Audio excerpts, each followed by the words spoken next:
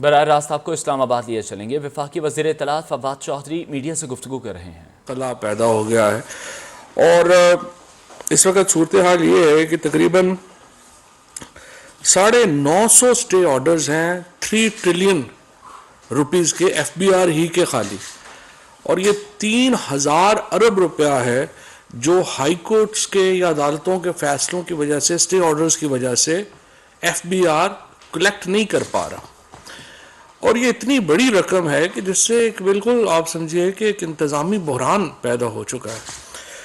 اور کابینہ نے یہ جو اسٹے آرڈرز ہیں ان کے اوپر پہلے پرائم منسٹر صاحب نے اپنی کنسرن کا اظہار کیا تھا، آج کابینہ نے بھی اس کنسرن کا اظہار کیا ہے، اور لا منسٹر اور اٹارنی جنرل سے یہ کہا گیا ہے کہ وہ چیف جسٹس پاکستان کے ساتھ اور جو ہائی کورٹ کے چیف جسٹسز ہیں ان کے ساتھ یہ معاملہ جو ہے وہ اٹھائیں۔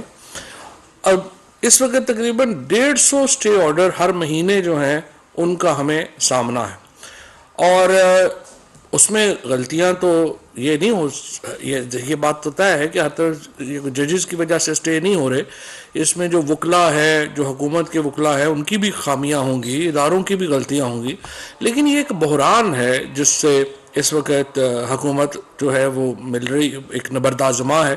اور اس کے ساتھ ساتھ ایک کابینہ نے یہ ریکمنڈیشن بھی کی ہے لا منسٹر صاحب کو کہ وہ جوڈیشری کے ساتھ یہ معاملہ اٹھائیں کہ ایک فورم ہونا چاہیے جس میں کہ جوڈیشری اور حکومت اور باقی ادارے مل کر جو پالیسی ایشوز ہیں ان میں جو ہے وہ کچھ نہ کچھ رابطہ کار طے کر سکے، کیونکہ ابھی بالکل مکمل بریک ڈاؤن ہے جوڈیشری کا انتظامیہ سے، جس کے نتیجے میں ایک بہت بڑا انتظامی بحران جو ہے وہ ملک اس کا سامنا کرتا ہے اور کر رہا ہے۔ اور ہمیں امید ہے کہ چیف جسٹس پاکستان اس معاملے کے اوپر ایک سنجیدہ جو نقطہ نظر ہے جوڈیشری کا وہ اس کے اوپر آئے گا، اور ہم چاہتے ہیں کہ اس طرح کا ایک سیٹ اپ کریٹ ہو جس میں کہ جو بڑے فیصلے ہیں ان میں حکومت میں اور تمام جو دیگر ادارے ہیں، جس طرح سے ان اداروں میں ایک مکمل اس وقت یکجہتی اور یکسانیت ہے، اور پالیسی ڈیسیجن کے اوپر اس وقت حکومت، عمران خان کی حکومت کا سب سے بڑا ایڈوانٹیج ہی یہ ہے کہ وہ اداروں کو ساتھ لے کے چلتی ہے، ہمارا کسی ادارے سے لڑائی جھگڑا نہیں ہوتا، ہم احترام کرتے ہیں۔ آدھے گھنٹے میں سپریم کورٹ نے بلایا، پرائم منسٹر صاحب جو ہیں وہ آدھے گھنٹے میں سپریم کورٹ پہنچ گئے۔ اس سے پہلے آپ کو پتہ ہے کہ جب پرائم منسٹر کو بلایا گیا تھا تو انہوں نے تو جا کے سپریم کورٹ پہ حملہ ہی کر دیا تھا۔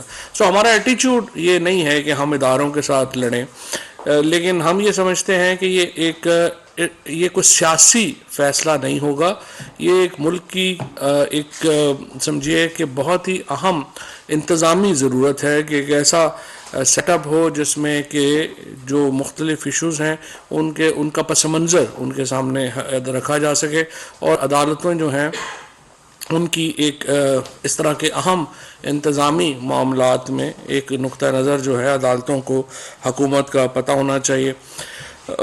ہر معاملے کے اوپر جس طریقے سے اس وقت جو ہے وہ ایک تو پاکستان میں لیٹیگیشن بہت سستی ہے دنیا کے مقابلے میں، لہٰذا ہمارے ہاں ہر شخص جو ہے اور فریولس لیٹیگیشن جو ہے وہ بہت زیادہ ہے، اور اس کے اوپر ایک عمل درآمد کرنے کی ضرورت ہے۔ اس کے ساتھ ساتھ ہم نے جو باقی کیسز بھی دیکھے ہیں، نیب کے مقدمات ہیں، باقی مقدمات ہیں، ان میں جو ایک طوالت ہے وہ ایک پاکستان کے عوام کے لیے ایک بڑی جو ہے وہ سمجھیے کہ ایک مسئلہ بنا ہوا ہے۔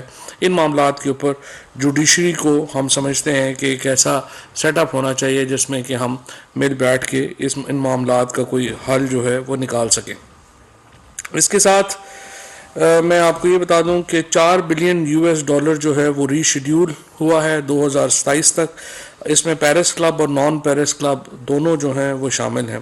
یہاں پہ یہ بھی میں آپ کو بتا دوں کہ اب تک تقریباً ہم $2.5 بلین سے زیادہ کی جو ویکسین ہے وہ پاکستان میں لوگوں کو لگائی جا چکی ہے، اور یہ بالکل مفت ہے۔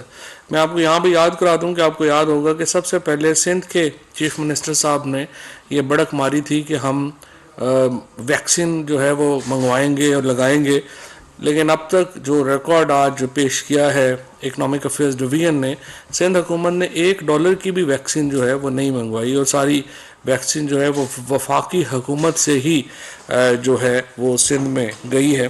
اس کے باوجود کراچی میں جو ویکسین کا لگنے کی جو شرح ہے وہ متاثر کن نہیں ہے باقی شہروں کے مقابلے میں, اور اسی وجہ سے کراچی میں زیادہ معاملہ بھی ہوتا ہے. لیکن بہرحال ہمارا خیال یہی ہے کہ اس کو بھی بڑھانے کی ضرورت ہے. تقریباً اس میں $725 ملین جو ہے وہ اس کی ہمیں ویکسین خریدنے کے لیے ملے ہیں. باقی جو ہے وہ مختلف ذرائع سے جو ہے وہ حاصل کیے. $2.5 بلین سے زیادہ ہم نے ویکسین جو ہے وہ درآمد کر کے لگائی ہے, اور اسی وجہ سے ہمارا جو ایک اس وقت خسارہ ہے وہ بھی کافی جو ہے وہ اوپر گیا ہے. یہاں پہ یہ بھی میں آپ کو بتا دوں کہ جو ہمارے خیبر پختونخوا کے الیکشنز کے رزلٹس آئے ہیں ری پول میں, اس کے اوپر وفاقی کابینہ نے وزیر اعظم صاحب کو مبارکباد دی ہے, اور جس طریقے سے ہم نے یہ جو ری پول ہے ان میں کامیابی حاصل کی تحریک انصاف نے, ایک بڑی خوشائند بات ہے. اس میں صرف میں آپ کو یہ بتا دوں کہ 2-3 جو دوبارہ جو ڈسکشن میں جو ای وی ایم کے اوپر جو بات ہو رہی تھی اور ہمارا جو انسسٹنس تھی وہ ان الیکشنز میں ایک بار پھر ثابت ہو گئی ہے. مثال کے طور کے اوپر اگر آپ دیکھیں تو جو پشاور اور ڈیرہ اسماعیل خان کے جو اس وقت الیکشنز ہوئے ہیں ان میں اور دیگر علاقوں میں بھی, یہاں پہ جو ووٹ ریجیکشن ہے وہ آپ کا جو جیتنے والا کا ہارنے والے کا مارجن ہے اس سے زیادہ ہے. اب ای وی ایم میں آپ کی ووٹ ریجیکٹ نہیں ہو سکتی, اور اسی لیے ہم یہ سمجھتے ہیں, اور نہ ہی ان کے اوپر اگر آر او جو ہے وہ دوسرے سے مل جائے گا تو آپ ڈبل ٹھپے لگ سکتے ہیں. تو اس طرح سے ان وجوہات سے ہم اب بھی یہ انسسٹ کریں گے کہ ای وی ایم جو ہے وہ بہت امپورٹنٹ ہے, اور الیکشن کمیشن کو ہم نے پہلے بھی یہ کہا, پھر ہم یہ کہنا چاہتے ہیں کہ انتخابات کے لیے ٹینڈر کریں اور ای وی ایم خریدیں. اور آپ نے خود بھی یہ لاء میں بھی ہے, آپ نے خود بھی کہا ہے, تو ہمیں سمجھ نہیں آ رہی الیکشن کمیشن اس میں ابھی تک موو کیوں نہیں کر پا رہا, اور وہ آگے ای وی ایم جو ہے وہ کیوں نہیں خرید رہا. تقریباً اس کے ساتھ جو ایک معاملہ اس وقت چل رہا ہے, ہم نے بہت اس کو جو ہے وہ برداشت بھی کیا ہے, اور اس چیزوں کے اوپر ہم نے بڑی ٹالرنس بھی دکھائی ہے. لیکن جو سوشل میڈیا کے اوپر اور پھر اب کچھ چینلز میں بھی جس طریقے کی گھٹیا زبان استعمال کی جا رہی ہے, یہ اب کم از کم پاکستان میں عام جو سنجیدہ طبقہ ہے وہ سمجھتا ہے کہ معاملات ہاتھ سے ہی نکل گئے, اور اس کے لیے اب بہت اہم ہے کہ ہم جو قانون سازی جو ہم نے نہیں کی پہلے وہ قانون سازی کی جائے, اور سخت جو اقدامات ہیں اس ضمن میں وہ اٹھائے جائیں. کیونکہ اس قانون سازی نہ ہونے کی وجہ سے جو اس وقت سوشل میڈیا کے اوپر بھی اور کچھ جو ہمارے ٹی وی بھی ہیں ان میں بھی یوں لگ رہا ہے کہ قانون نام کی کوئی چیز ہی نہیں رہی.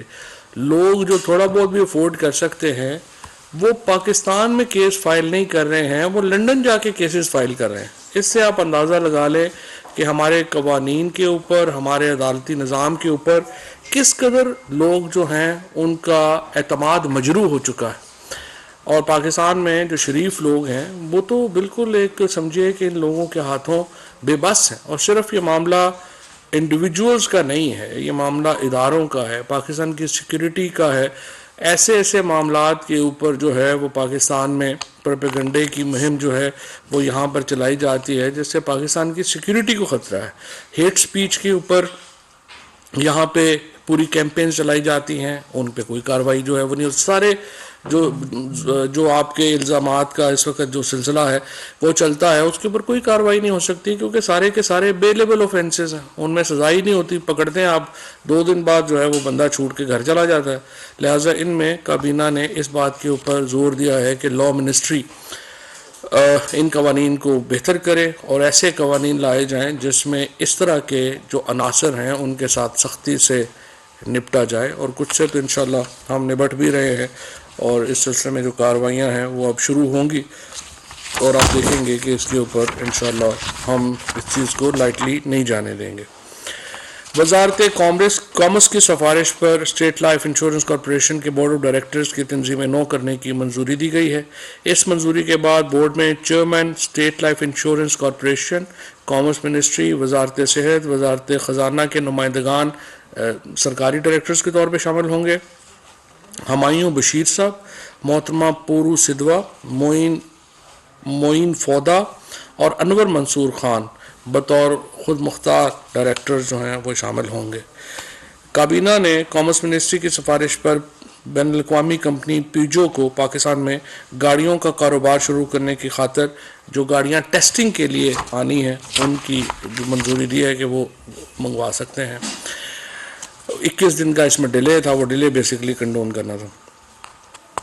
इसी तरह से कॉमर्स मिनिस्ट्री की सिफारिश पर MS trichome wind power private limited को जंपर ठट्ठा में 50 मेगावाट विंड इसका टरबाइन का मंसूबा है, उसके लिए 2 क्रेनें उन्होंने मंगवानी है, उन पे कस्टम ड्यूटी जो है उसका सस्ना दिया गया है। 34,500 मेट्रिक टन मूंग की दाल वर्ल्ड फूड प्रोग्राम के तहत अफ़गानिस्तान को बरामद करने की इजाज़त जो है वो दी जाएगी।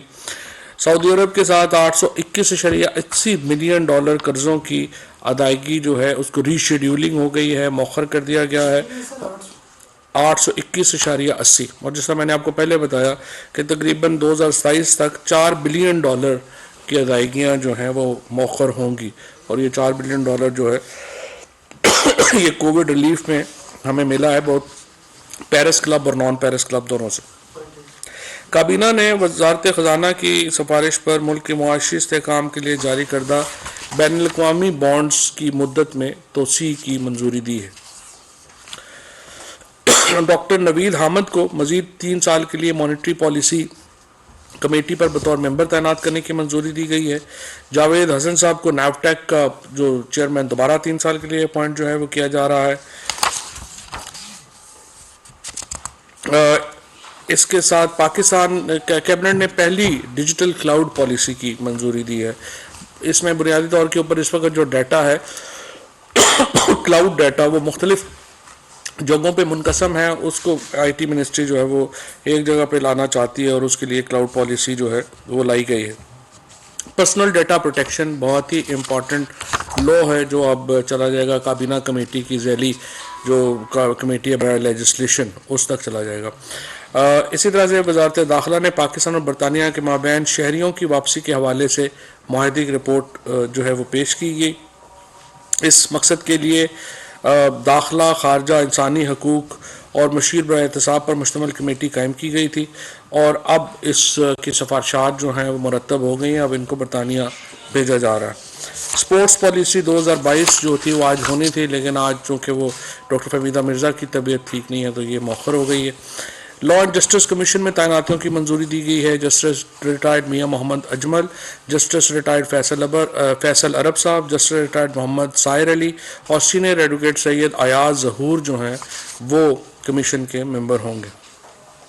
कैबिना ने federal services tribunal Karachi office Karachi में एक कैंप ऑफिस के लिए जो है वो सेक्रेटेरिएट आर्टिलरी मैदान में ज़मीन अलॉट की है ताकि वो अपना वहाँ पे बना सकें। रेमडेसिविर जो 100 mg है उसकी रिटेल प्राइस जो है वो 3,967 रुपये 34 पैसे थी, उसको कम करके 2,308 रुपये 63 पैसे जो है वो कर दिया गया है। ये मैं आपको बताना सिर्फ ये चाहता हूँ कि पाकिस्तान की कामयाबियों को उतना हम नहीं करते। ये रेमडेसिविर का जो इंजेक्शन जो कि कोविड के शुरू के दिनों में पाकिस्तान में बहुत महंगा था, सिफारिशों पे मिल रहा था और बहुत ही महंगा था। अब पाकिस्तान इसका मेजर एक्सपोर्टर है दुनिया में। रेमडेसिविर यहाँ पे बन के पाकिस्तान में बाहर जा रहा है। और इस तरह से जो कोविड मटेरियल जो 26 फरवरी को 2019 को जब पहला केस आया था, हम कुछ भी अपना नहीं बना रहे थे, लेकिन अब अल्हम्दुलिल्लाह पाकिस्तान पूरी दुनिया को कोविड के जो मटेरियल है वो एक्सपोर्ट करता है। ये बहुत ही हमारी बड़ी कामयाबी है। इसी तरीके से आज एक और बड़ी जो पॉलिसी है उसमें वजारत सेहत ने एक्टिव फार्मास्यूटिकल इंग्रेडिएंट यानी API सनत की तरक्की और फ़रोग़ के लिए नई पॉलिसी दी है। API ये हो रहा है कि इस वक्त जो ज़्यादातर दवाइयाँ पाकिस्तान में बन रही हैं वो اس کی آپ سمجھیں کہ اسمبلنگ ہو رہی ہے. ہم سارا اس کا را مٹیریل باہر سے منگاتے ہیں اور یہاں پہ ہم دوائی بناتے ہیں. اب اس پالیسی میں ہم نے را مٹیریل خود بنانے کا جو ہے وہ ایک قدم اٹھایا ہے کہ یہ جو ساری یہاں پہ دوائیاں فارماسیوٹیکل انڈسٹری نے پچھلے 3.5 سالوں میں بہت ترقی کی ہے. اس کے اوپر بھی ایک پوری پریزنٹیشن میں آپ کو دوں گا. لیکن یہ ایک اب ہم نے ایک نیا سٹیپ یہ لیا ہے کہ را مٹیریلز فارماسیوٹیکل کے پاکستان میں بنے اور اس کے لیے یہ نئی پالیسی جو ہے وہ لائے گئے. ایک اور بہت ہی بڑے فیصلے میں ہم نے فیصلہ کیا ہے کہ اوورسیز پاکستانیز جو کہ پی ٹی آئی کی ایک بہت اہم سپورٹ بیس ہے اور ہم اوورسیز پاکستانیز کے مفاد کے لیے ان کے فائدے کے لیے ہر وقت کچھ نہ کچھ سوچتے ہیں کرتے ہیں. اسی روایت کو برقرار رکھتے ہوئے ہم نے اوورسیز پاکستانیز کے لیے ایک سپریٹ عدالتی نظام وضع کرنے جو ہے اس کی منظوری دی ہے. اس نظام کے تحت جو اوورسیز پاکستانیز کے مقدمات ہیں وہ سمری ٹرائل کے طور کے اوپر جو ہے وہ سنے جائیں گے. اور اسلام آباد کا جو ایکٹ ہے وہ آج کابینہ نے بنا کے بھیج دیا ہے سی سی آئی کو, اور اس کے ساتھ خیبر پختونخوا اور پنجاب بھی یہی قوانین جو ہیں وہ لے کے آئیں گے, جس کے بعد ہمارے پنجاب کے پی اور اسلام آباد جو جہاں پہ پی ٹی آئی کی گورنمنٹس ہیں, اسی کو ہم کشمیر اور گلگت بلتستان میں بھی کریں گے. وہاں پہ اوورسیز پاکستانیز کے لیے ایک سپریٹ عدالتیں جو ہیں وہ ہوں گی جو سمری کی ٹرائل کی بنیاد کے اوپر کیسز کے فیصلے جو ہیں وہ کریں گی. اصولی طور کے اوپر تو جوڈیشری جو ہے وہ اگر دیکھے تو اس طرح کے مقدمات جو ہیں وہ ہر شہری ہی کا حق ہے کہ وہ جلدی ہوں, لیکن چونکہ یہاں پہ تھوڑا اوورسیز پاکستانیز باہر سے انویسٹمنٹ کر کے آتے ہیں لگاتے ہیں, اتنا عرصہ یہاں رہ نہیں سکتے, ان کی مجبوریاں ذرا زیادہ ہیں, تو ان کے لیے یہ جو ہے وہ کیا گیا ہے کہ اس کو ہم کیسے لے کریں. کابینہ نے بسکا بلاک میں چائنا زنہوا آئل کے جو ورکنگ انٹرسٹ اینڈ آپریشن شپ کا 33.5% حصہ پاکستان پیٹرولیم لمیٹڈ کو منتقل کرنے کا منظوری جو ہے وہ دی ہے. پیٹرولیم منسٹر نے یہ بتایا ہے کہ یہ بڑا ایک پیٹرول کے حوالے سے فرٹائل ایریا ہے, اور ہمارا خیال ہے کہ جو اس کے اوپر اس وقت کام ہو رہا ہے وہ غیر تسلی بخش ہے, لہٰذا اس کا بڑا حصہ پاکستان پیٹرولیم کو دیا گیا ہے کہ وہ خود ایک ایکسپلوریشن کی وہاں پہ کوشش جو ہے وہ کرے. بریگیڈیئر ریٹائرڈ توفیق احمد صاحب کو MP1 اسکیل میں director general national institute of electronics کے عہدے پر تعینات کیا گیا ہے. NI national institute of electronics بہت ہی اہم ادارہ ہے وزارت سائنس کا. مجھے امید ہے کہ اس سے ایک بہت بڑا جو تبدیلی ہے وہ اس میں آ سکے گی. نیشنل اکنامک کونسل کی سالانہ رپورٹ 2020-21 جو ہے وہ پیش کی گئی ہے. اس کے بعد کابینہ نے کمیٹی برائے ٹرانسپورٹ اینڈ لاجسٹک کے 27 جنوری 2022 کے منعقدہ اجلاس میں لیے گئے فیصلوں کی توثیق کی ہے. اس میں سب سے امپورٹنٹ جو Karachi port trust Pipri dedicated freight corridor ہے منسٹری آف ریلویز کا, یہ جو ریلوے ہے یہ ایک کراچی کے لیے اور پورٹ کے لیے گیم چینجر پروجیکٹ ہے, جس کے بعد ایک ریلوے کو ایکسیس ہو جائے گا پورا. ایک تو یہ کہ وہ پورٹ کے اندر تک جا سکیں گے, اور دوسرا ایک یہ جو ہمارے وہاں پہ کنٹینرز ہیں ان کو سٹور کرنے کے لیے ایک پورا نیا پروجیکٹ جو ہے وہ بنائیں گے. گیم چینجر پروجیکٹ ہے ریلوے کا اور منسٹری آف میری ٹائم کا, جو کراچی بندرگاہ کو ایک بالکل بدل کے رہ جائے گا. ادارہ جاتی اصلاحات کمیٹی یعنی کیبنٹ کمیٹی اور انسٹیٹیوشنل ریفارمز کے 5 اور 12 جنوری کے منعقدہ اجلاسوں میں لیے گئے فیصلوں کی توثیق کی گئی ہے. اس میں جو مرجر ہوگا جو IFC ہے یعنی انڈسٹری فیسیلیٹیشن سینٹر, اس کو پاکستان انڈسٹریل ڈیولپمنٹ کارپوریشن میں مرج کر دیا گیا ہے اور ministries of industries and production میں اس کو ڈال دیا گیا ہے. اسی طرح سے جو شوگر ایڈوائزری بورڈ ہے اس کو ابھی اس کے اوپر حتمی فیصلہ نہیں ہوا, بہرحال اگلی دفعہ آئے گا تو دیکھیں گے.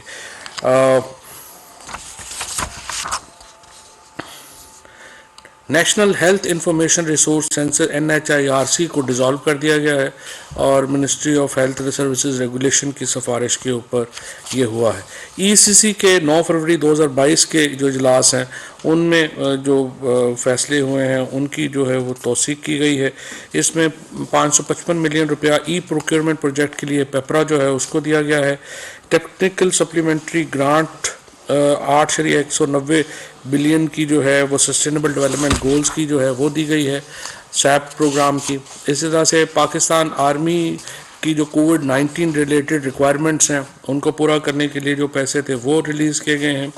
اسی طریقے سے جو آج کابینہ نے 15% جو سیلری ان کو انکریز کی تھی پرائم منسٹر صاحب نے بلوچستان میں اعلان کیا تھا منظوری دی ہے. اور اسی طریقے سے جو وفاقی حکومت کی 1 تا 19 تک کے ملازمین ہیں ان کے لیے بھی 15% ڈسپیرٹی ریڈکشن الاؤنس جو ہے وہ اپروو کیا گیا ہے. یہ تھے جی آج کے معاملات. جناب صاحب نوید حکومت آج نیوز سے یہ بتائیے گا کہ کابینہ نے آج کوئی پیٹرولیم اسمبلی کے اوپر بھی کوئی غور کیا ہے کہ پیٹرولیم بڑھے گی کم ہوگی قیمت اس حوالے سے کچھ بتائیں گے آج کیا ہوگا؟ یہ کابینہ کا فیصلہ نہیں ہوتا. یہ فیصلہ جو ہے یہ تو جو ہے وہ ایک فائنانس منسٹری کا فیصلہ ہوتا ہے. لیکن جو اس وقت حالات ہیں اس میں ظاہر ہے کہ اس کے علاوہ کیا چارہ ہوگا کہ آپ پیٹرول کی قیمت جو ہے وہ بڑھائیں گے. اس میں دیکھیں تیل ہمارے ہاں تو ظاہر ہے ہم تو نہیں ہمارے ہاں پروڈیوس تو نہیں ہوتا. یہ تو دنیا میں پروڈیوس ہو رہا ہے. اس وقت جو حالات چل رہے ہیں یوکرین میں اور دنیا آپ دیکھیں کس طرح سے ایک دوسرے کے حالات کو متاثر کرتی ہے کہ یوکرین کے اور جو اس وقت یورپ میں اور جو ٹینشن بنی ہوئی ہے امریکہ میں اس کی وجہ سے جو انٹرنیشنل پرائس ہے آپ کی تیل کی وہ شوٹ اپ ہو گئی ہے. اب اس میں ہم کتنی دیر جو ہے وہ روک سکتے ہیں. ہمارے ہاں تو بلینز آف روپیز ہمارے پاس تو ہے نہیں جو کہ ہم جو ہے روزانہ اس میں دے سکیں. تو ظاہر ہے قیمتیں بڑھیں گی اس میں کوئی شبہ نہیں.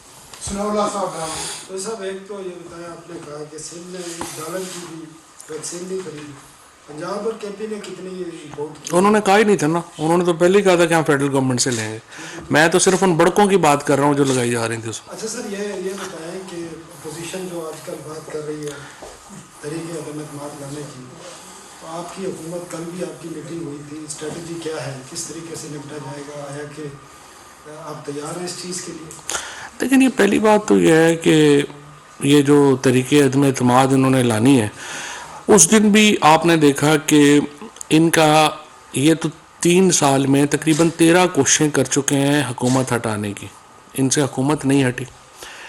اب سوال یہ ہے کہ یہ جو فضل الرحمان صاحب ہیں یا بلاول صاحب ہیں یا مریم ہیں یا شہباز شریف صاحب ہیں اب آپ مجھے بتائیے کہ حکومت ہٹانے کی ان کی اس وقت ان میں سخت ہے. اس وقت تو یہ اپنے بوجھ کے تلے دبے ہوئے ہیں.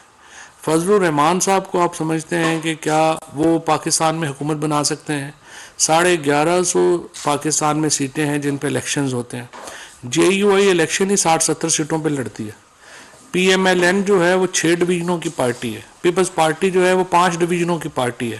اب یہ سارے جب ایک دوسرے کے ساتھ اکٹھے ہوتے ہیں تو پھر عمران خان کی بات آپ کو یاد آنی چاہیے کہ یہ سارے چور اکٹھے ہو جائیں گے. تو ان کا اکٹھے ہونے کا مقصد صرف ایک ہے وہ یہ کہ اپنے جو مقدمات ہیں جب بھی آپ شہباز شریف کا جو کیس ہے جس کے اوپر ابھی فروخ حبیب جو ہے وہ ریزولوشن بھی لے کے جا رہے ہیں نیشنل اسمبلی کے اجلاس میں کہ یہ اجلاس یہ جو کیس ہے اس کو لائیو دکھایا جائے تاکہ لوگ دیکھ سکیں کہ کس طرح سے چپڑاسی مقصود چپڑاسی جس کی تنخواہ بیچارے کی 20-25 ہزار ہے اس کے اکاؤنٹ سے 4 ارب روپیہ نکل آیا. مسرور احسن جو ہے جو 15,000-18,000 کا ملازم تھا اس کے اکاؤنٹ سے اربوں روپے نکل آئے. منظور پاپڑ جو والا جو پاپڑ بیچتا تھا اس کے اکاؤنٹ سے تاکہ یہ لوگ یہ ساری ایویڈنس جو ہے وہ خود دیکھ سکیں. یہ بڑا امپورٹنٹ ہے کہ یہ کیس جو ہے وہ چلے اور اسمبلی میں انشاءاللہ اس پہ بڑی بحث ہوگی اس بار کہ کیا ایسے مقدمات جو ہیں ان کو لائیو دکھانا چاہیے یا نہیں دکھانا چاہیے. اور میرا یہ خیال ہے کہ یہ اگر ان کیسز سے بچ گئے تو طریقے عدم اعتماد لائیں گے نا. فی الحال تو مجھے طریقے عدم اعتماد تو نظر نہیں آ رہی ہے. مجھے جیلیں نظر آ رہی ہیں جو ان سب کے لیے تیار ہیں. عمر جاوید صاحب دنیا نیوز سے سر دو سوال چھوٹے سر. ایک تو یہ کہ آپ کے جو اتحادی ہیں ایم کیو کے امین الحق صاحب انہوں نے ایک پروگرام میں کیٹیگوریکلی کہا کہ ہم نے جو دورے کیے تھے اپوزیشن سے یا سیاسی رہنماؤں سے ملے ہیں اس کا مقصد تھا کہ انہوں نے جو بلدیاتی بل پہ ہماری حمایت کی اس کا شکریہ ادا کرنا تھا. دوسرا کل مولانا صلاحی صاحب نے بڑا کیٹیگوریکلی کہہ دیا کہ ہم साथ है प्राइम मिनिस्टर के या पीटीआई की गवर्नमेंट के, आप समझते हैं कि ये अदम एतमाद लाने के काबिल भी हो सकेंगे कि नहीं? अच्छा, दूसरा सवाल मेरा ये कि आपने हैरेसमेंट पे जो बात की है, एक ज़माना था कि मोहतरमा बेनज़ीर भुट्टो, नुसरत भुट्टो के ऊपर भी बड़ा कीचड़ उछाला जाता था। अभी पिछले कुछ दिनों से हम देख रहे हैं कि खातून अव्वल के बारे में काफ़ी फेक न्यूज़ आ रही है। तो 3.5 साल हुकूमत को हो गए हैं, तो ये जो फेक न्यूज़ वाला मामला ये किस तरह सॉर्ट आउट होगा? लेकिन ये तो सॉर्ट आउट, मैं तो 2018-19 से कह रहा हूँ कि ये बड़ा पाकिस्तान का मेजर प्रॉब्लम है। और मुझे बड़ी खुशी है कि अब तो यूनाइटेड नेशन जनरल असम्बली ने पाकिस्तान के स्पॉन्सर्ड एक रेजोल्यूशन मंजूर की है जिसमें उन्होंने फेक न्यूज़ को बुनियादी इंसानी हकूक़ की खिलाफ वर्जी करार दिया है। और अक़वाम मुत्तहिदा के लेवल के ऊपर इस तरह की रेजोल्यूशन आना बड़ा खुशाइंद है, और मैं ये समझता हूँ कि इसी को लेके आगे चलना चाहिए। मैं सिर्फ ये बताऊँगा, ये जो PMLN की पीपल्स पार्टी की तरफ से आम तौर के ऊपर सच्ची बात यह है कि इस तरह की जो ख़वातीन की तज़हीक के ऊपर मबनी गुफ्तगू या ट्वीट्स नहीं आती। ये एक पीपल्स पार्टी का हमेशा से एक रहा है मामला। ये PMLN का जो मेजर प्रॉब्लम है, और वो इस तरह का गंद बहुत उछालते हैं। पहले उन्होंने बीबी शहीद और नुसरत भुट्टो मरहुमा के ऊपर जो है वो एक पूरी कैंपेन उस वक़्त खड़ी की थी, और अब दोबारा आप देखें कि कल मरियम नवाज़ ने एक ऐसे जिस बंदे के हक में ट्वीट की जो कि ये सारी कैंपेन लीड कर रहा था। तो इसका मतलब यह मरियम नवाज़ तो ख़ुद खातून है, और मेरा तो उनके लिए बड़ा एहतराम है एक खातून लीडर होने की हैसियत से, जो वो ख़ुद को प्रिटेंड करती हैं। उनको तो कभी भी आप इस तरह की जो कैंपेन्स हैं उसको सपोर्ट नहीं करना चाहिए, और स्पेशली इसका देखते हुए कि इसका सबसे बड़ा नुकसान तो उनको खुद होगा। और फिर जो कुछ मीडिया के कुछ जो 5-7 एंकर्स हैं, कुछ लोग हैं जिनकी प्रॉब्लम्स होंगी, नौकरियां भी होती हैं कई लोगों की लगी हुई, वो जो इस कैंपेन को चलाते हैं, फिर उनको जब जवाब आएगा तो फिर उनको और तकलीफ़ होगी। और देखें 100% किसी का कंट्रोल नहीं होता किसी के ऊपर। मैं ये समझता हूँ कि हमें अपनी जो मुआशरा है उसकी जो इक़दार है उसको सामने रखना चाहिए और उस इक़दार के मुताबिक बिहेव करना चाहिए। अगर इस तरह से करेंगे तो फिर उसका जो है वो ज़ाहिर है फिर लोग जो है वो जवाब देते हैं, फिर आप कहते हैं कि नहीं ये बड़ा जुल्म हो गया। अभी भी आप इंशाल्लाह देखेंगे कि हम एक भरपूर कार्रवाई करेंगे इन लोगों के खिलाफ। एक तो ये बता दें कि फरूक हबीब साहब रेजोल्यूशन लेकर आ रहे हैं, वो स्पेसिफिक टू शहबाज शरीफ होगी, क्योंकि अदालतों में तो और भी हाई प्रोफाइल केसेस चल रहे हैं, क्या उनकी भी लाइव कवरेज होगी? एक तो ये सर, दूसरा ये बताइएगा कि कल आपके इत्तेहादियों को ये कहना पड़ा वज़ीर आज़म को कि वो अपने पार्टी के लोगों से कहे कि वो घबराए नहीं। अब वाकई में आप लोग घबराए में तरीक़े से कि आपके इत्तेहादी को कहना पड़ा कि आप लोगों को कहें कि आप घबराए नहीं? वो तो PM साहब चूँकि कहते हैं कि घबराए नहीं, तो उन्होंने तो ऐसे बरसबिल तज़किरा ये जिक्र किया कि घबराए नहीं। बात यह है कि जैसा मैंने आपको पहले कहा कि इनमें सख्त नहीं है। ये वो कहते हैं ना तीर चलेगा ना तलवार इनसे, ये बाजू मेरे आजमाए हुए हैं। ये 13वीं कोशिश है जो ये करना चाह रहे हैं। और अगर मौलाना फजलुर रहमान और बिलावल भुट्टो या मरियम नवाज़ या शहबाज शरीफ पाकिस्तान का मुस्तकबिल हैं, तो ये तो बड़ी एक तारीक अलामत है। ये तो सारे तारीकी की अलामतें हैं जो हमारे सामने हैं। तो इनका कोई मुस्तकबिल नहीं है, ये माजी के लोग हैं। और मैंने पहले भी कहा है कि बिलावल भुट्टो और मरियम को कराची और लाहौर के मेयर से अपना कैरियर शुरू करना चाहिए। वज़ीर आज़म पाकिस्तान एक बड़ी लंबी स्ट्रगल का नाम है, एक बड़ी इज़्ज़त और मर्तबे का और मुकाम है, उसके लिए उन्हें मेहनत करनी चाहिए। सर वो स्पेसिफिक होगा शहबाज शरीफ के लिए सिर्फ लाइव कवरेज केसेस? फिलहाल तो स्पेसिफिक शहबाज शरीफ साहब के लिए, लेकिन हम तो चाहते हैं बड़े केसेस जो करप्शन केसेस हैं उनको लाइव दिखाया जाए, और कोर्ट्स को इसके ऊपर कोई घबराहट नहीं होनी चाहिए। इस वक्त तो जो सुप्रीम कोर्ट है बरतानिया की, वो सारे अपने केसेस बराह रास्त दिखा रहे हैं।